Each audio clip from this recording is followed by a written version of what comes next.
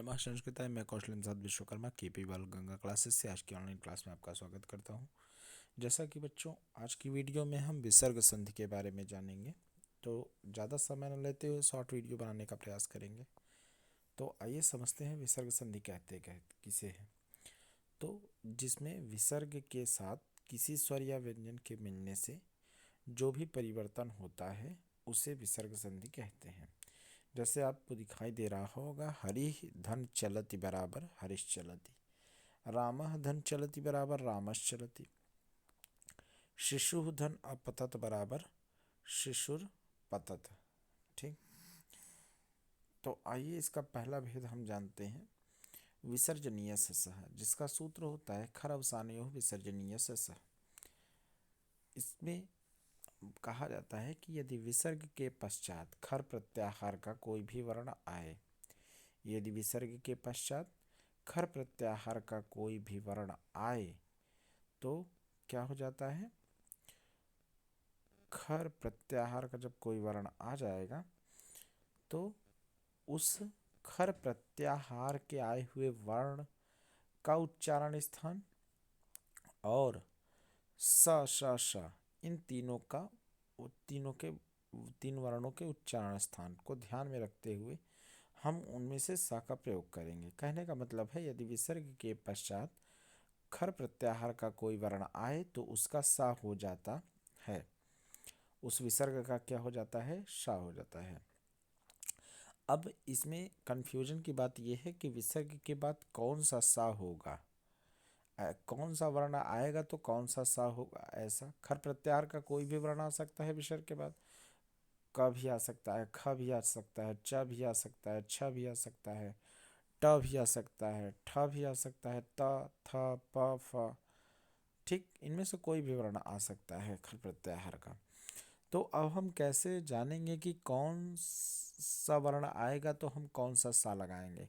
तीन प्रकार के सा की बात किया गया है, एक तालव्य सा, दूसरा मूर्धन्य सा और तीसरा दंतव्य सा।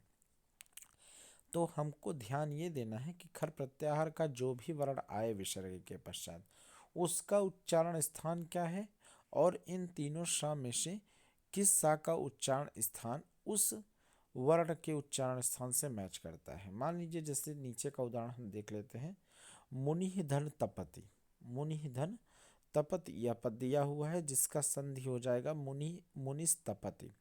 अब यहाँ हम बात करेंगे कि विसर्ग का यहाँ दंतव्य सा ही क्यों हुआ, तालव्य सा या मूर्धन्य सा क्यों नहीं हुआ। तो हम इसको जान सकते हैं कि जब विसर्ग के पश्चात कौन सा वर्ण आया, ता वर्ण आया। अब ता वर्ण का उच्चारण स्थान क्या होता है, तो हम जानते हैं कि ता वर्ण का उच्चारण स्थान दंत होता है।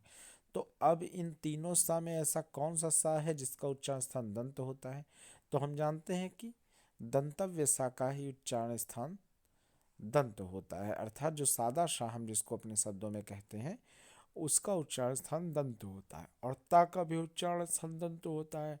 इसलिए उच्चारण स्थान की समानता की दृष्टि से यहाँ पर मुनिस तपति हो गया और यहाँ पे दंतव्य सा का प्रयोग हो गया। ठीक, इसी तरह अगला उदाहरण हम अगर देख लें, यशः धन तनोति दिया हुआ है तो बन जाता है यशस तनोति।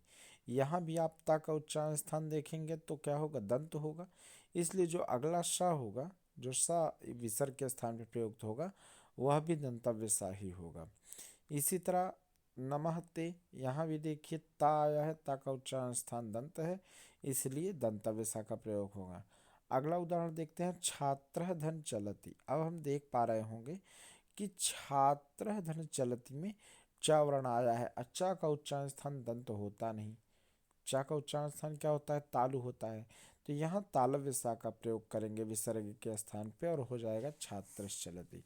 बस शॉर्ट वीडियो इतने में ही बनाने का प्रयास किया गया। आशा करता हूँ कि आज के क्लास में समझाया गया विसर्जनीय से स यह सूत्र है आपको अच्छे समझ में आया होगा। इस ट्रिक को आप अच्छे से ध्यान रखिए कि यदि विसर्ग के पश्चात अगला जो भी वर्ण आएगा इस संधि में उसका उच्चारण स्थान जो होगा उसी उच्चारण स्थान की समानता वाला सा हम विसर्ग के स्थान पर रखेंगे। बस इसी के साथ आज की क्लास यहीं पे समाप्त होती है। शुभम संस्कृतम, नमः संस्कृताय।